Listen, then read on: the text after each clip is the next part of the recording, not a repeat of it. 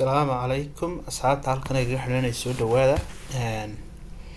sida aad ka dheehan kartaba magaca channelka waxa la Bro English waxaan ugu talagalay inaan casharo English ku soo dejiyo oo gaar ahaan aan ugu talagalay Soomaalida rabta inay barato English-ta anigu waxaan ahay macallin English-ta dhiga oo kamid ah dalalka reer galbeedka mid kamid ah ku sugan marka insha Allah hadii aad rabto inaad English-ta barato casharadan waxaan rajeynayaa inay ku anfici doonaan marka let's begin and insha Allah iska bilaabano marka casharadu had iyo jeer English iyo Soomaali baan intan Englishna way ku qoran Soomaalina way ku qoran yihiin marka salaanta insha Allah ku bilaabayna had iyo jeer qof marka kulantaan waxa ugu horeeya had iyo jeer bilaadanka dhexmara waa salaanta marka salaam calaykum Ingiriisi halka waxa ku jirta hello ama hi hello and hi waa isku mid inagu waxaan nahay subax wanaagsan subaxiyo kale Ingiriisi waxa la good morning good iyo morning good macnaheedu waxa weeye wanaagsan morning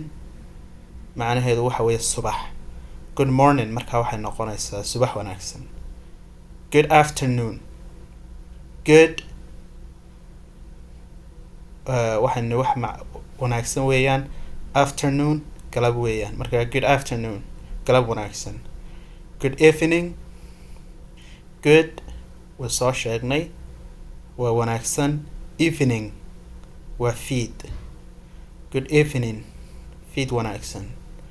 hada jeer marka qof si kala tagaysa waxaad ku tiraahdaa nabadgeliyo nabadgal marka waxaad ku Ingiriisi waxaad ku oran kartaa goodbye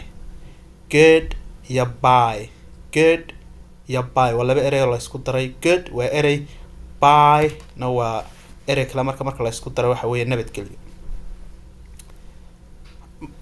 mahadsanid thank you mahadsanid thank you sound th ta waxa yara eegtay Soomaaliga xarafkaasi kuma jira laakiin waxay u eegtahay xarafka Carabiga thaada Carabiga oo kale u yara dhawaaq dhowday marka thank you mahadsanid marka hadii jeer qofku markuu ku yahay mahadsanid adaa mudan soo ma nidhaahno in English waxaad ku qortaa you are welcome taasoo kale waxa lagu dhawaaqaa your laakiin waa la soo gaabiyay laakiin caadiyan waxa weeye you are welcome adiga mudan let's keep going practice means ku celcelin inaad wax practice garayso inaad wax ku celceliso repeat means ku celin okay repeat after me haddaan ahdo repeat after me taa macnaheedu waxa weeyaan markaan ku dhawaaqa kadib ku dhawaaq ama igaga daba dhawaaq okay marka waa salaami kuwani hello hi good morning good afternoon good evening goodbye okay marka isku day inaad sida saxda ugu dhawaaqdo macnahoodana aad fahanto marka conversation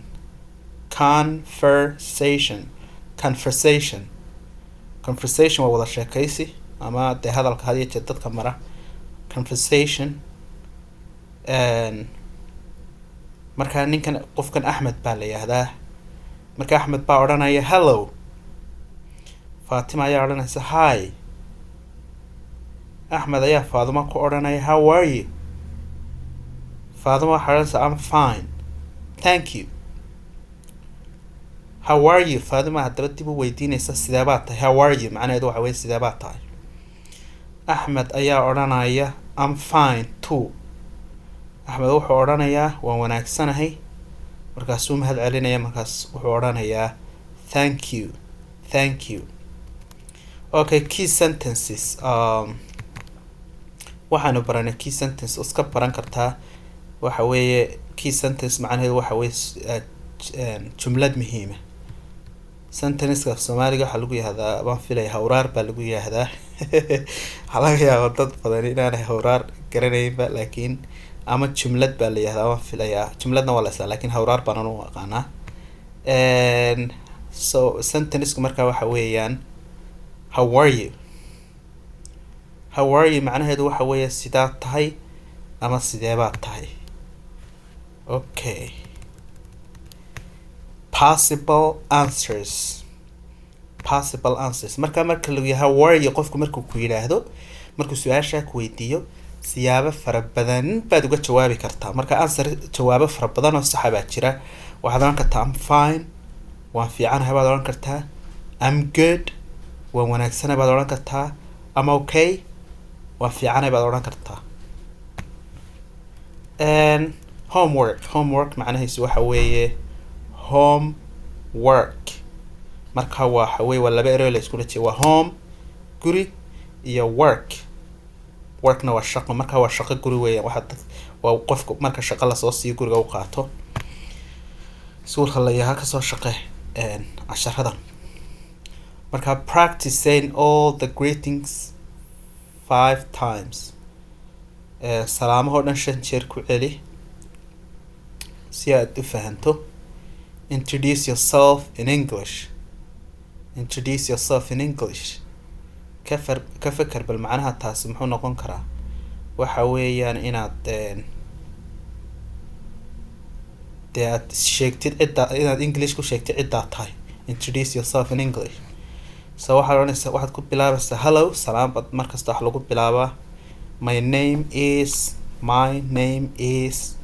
let's say Ali I'm from Mogadishu or maybe from Jigjiga or maybe from Hargeisa maybe from Djibouti nice to meet you aan ku faraxsanahay aan kula kulmo waxa weeyaan nice to meet you waxa weeyaan way fiican tahay inaan kula kulmo nice to meet you marka let's do one more time hello my name is Abdullahi I'm from Jigjiga nice to meet you magacaygu salaam magacaygu waa Abdullahi Jigjigaan ka imi way fiican tahay inaan kula kulmaa quote of the day okay quote of the day tani waxa weeyaan waxyaaba maanta ku dheerin galin kara oraah maanta ku dheerin galin karta practice English every day and your English will improve practice English every day and your English will improve okay taa macnaheedu waxa weeye ku celceli Ingiriisiga maalin kasta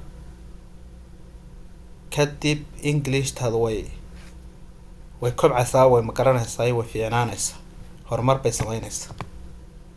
aad iyo aad baa mahadsantiin ku xidhnaada channelkan haddaad u malaynaysa inaad magaranaysaa casharadan ay ku anfacayaan insha Allah kole channelka waad ku xidhnaan doontaa have a good day